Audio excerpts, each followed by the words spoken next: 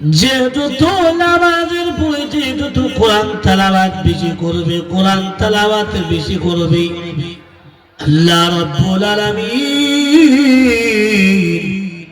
আপনি আমার অন্তর থেকে পরিষ্কার করবে, ঈমান মজবুত তাজা হয়ে যাবে, স্ট্রং হয়ে যাবে। কোন মুনাফিকের বাচ্চা আপনার সামনে দাঁড়াইতে পারবে না, কোন বেঈমানের বাচ্চা আপনার সামনে দাঁড়াইতে পারবে না। কারণ কোরআনের পাওয়ার তার ভিতরে সরাসরি আল্লাহ ঢুকায়া দিবে। এই জন্য কোরআন তেলাওয়াত। এখন মা বোনা কোরআন তেলাওয়াত ছিল না। সকালবেলা ঘুম থেকে উঠা মুখ ধুয়ে আগে মোবাইল আগে তো খাইব, মোবাইল আসেনি।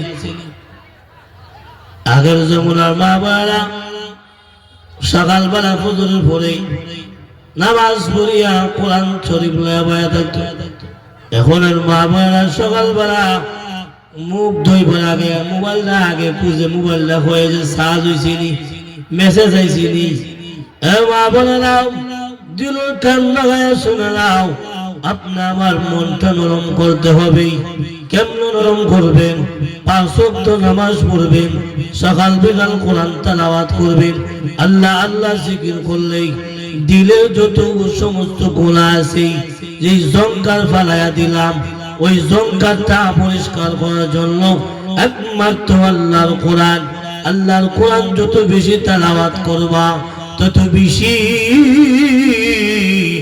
আল্লাহ রাব্বুল আলামিন আপনার ঈমানের পাওয়ার বাড়ায়া দিব, আর আপনার ভিতরে জঙ্কার গুলা দূর করে দিব। যুবক ভাইরা, দিলের কান লাগায়া শোনো, আল্লাহ রাব্বুল আলামিন বলে দিয়েছি, পৃথিবীর মানুষ দুনিয়া যত রং তামাশা দেখো না কেন, দুনিয়া যত অশ্লীলতা বেহায়া দেখো না কেন, 40 বছরের জিন্দেগি হায়াত শেষ, 60 বছরের জিন্দেগির হায়াত শেষ, 80 বছরের জিন্দেগি হায়াত শেষ। তখন আপনি আমি কোথায় যাইতে হবে, এই চিন্তাটা একবার মাথা নিলেই দিলটা নরম হয়ে যাবে। আমার মতন কত যুবক রাস্তাঘাটে অ্যাক্সিডেন্ট অবস্থায় মারা গেল। আমিও যুবক ছিলাম, আমার বাবাও এক সময় যুবক ছিল, আমার দাদাও এক সময় যুবক ছিল না। তারা এখন যৌবন কালে শক্তি দেখাইতে পারে না। 80 বছর হয়ে গেলে, 90 বছর হয়ে গেলে বেচারা লাঠির উপরে পড়তে আনে। এটার কারণটা কি জানলি? ও বান্দারা, যখন 80 বছর 90 বছর হয়ে যাইবা, তখন 2টা 100টা সেজদা দিলে আল্লাহ মায়া করে কিছু কবুল করতে পারে। আর যদি এখন জোয়ান থাকতে যৌবন কালে একটা সেজদা দিতে পারো, 50 সেজদা দেওয়ার সব আল্লাহ আপনার আমল নামা দিয়ে দিবি। সুবহানাল্লাহ। এখন আমল নামার মধ্যে সব পাইতে গেলে আমল নামার মধ্যে সবের চিন্তা করে না। এখন দুনিয়ার চিন্তা ব্যস্ত হয়ে গেল। আসরের আযান হয়ে যান, মাগরিবের আযান হয়ে যায়, এশারের আযান হয়ে যায়, ফজরের আযান হয়ে যায়। আসসালাতু খায়রুম মিনান নাওম। মুয়াজ্জিন বলে ঘুম থেকে নামাজ ভালো, ঘুম থেকে নামাজ ভালো।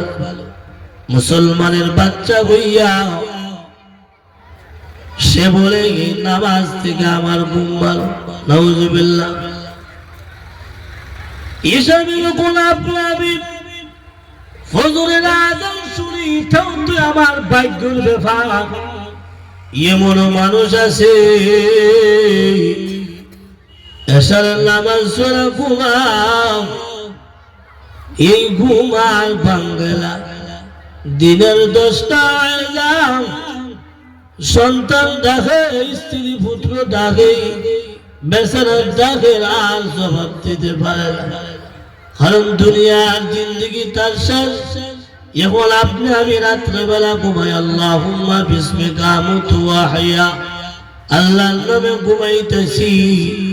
আল্লাহর নামে যখন ঘুমাই, রূহ তো আমার দ্বারে থাকে না, আল্লাহর আরশে চলে যাও। আল্লাহর যার পছন্দ লাগে তাকে রেখে দেয়, ঘুম থেকে সকালবেলা আর উঠতে পারে না। এমন মানুষ আছে সকালে ঘর থেকে বের হয়ে গেছে, ক্ষেতের কাম কাজ করতো, দেখা গেছে ক্ষেতের আইলে ওই দুনিয়ার থেকে বিদায় আসেনি। এই নিজের চোখে মৃত্যুর লাশ, নিজের কানের মধ্যে নিজের দিলটাকে নরম করে শুনে লাও। বাজান রে, এশারের নামাজ তুমি পড়লাই না, মসজিদে তোমার 5 ওয়াক্ত দাওয়াত দিতেছে আসার জন্য, দিনই দাওয়াত, আজান দিনই মসজিদে 5 ওয়াক্ত নামাজের আগে দাওয়াত দিছে, নামাজের দিকে আসো, নামাজের দিকে আসো, সালাত কায়েম করো। বান্দারি 5 বার দাওয়াত দিও, তোমাকে মসজিদে আনা যায় না। ও বান্দা, তোমার বাড়িতে মসজিদের খাতনিরা একটা বার দাওয়াত দেওয়া লাগতো না, বিনা দাওয়াতে যে কোনো মুহূর্তে মসজিদের খাতনি তোমার বাড়িতে উপস্থিত হয়ে যাইব। যাইবনি? মসজিদের খাতনি কেউ দাওয়াত দেন লাগে না? হ্যাঁ, কেউ কইতে পারে খাতনি না আমার যাইব? মসজিদের খাতনি কিন্তু দাওয়াত দেওয়া লাগে না, দাওয়াত ছাড়াই চলে যায়। কিন্তু আপনাকে আল্লাহর বিধানের প্রতি 5 বার দাওয়াত দিওয়ান যারা দুষ্কার আল্লাহ আমরা নিজে শয়তানের দোহাই পইরা গেছি।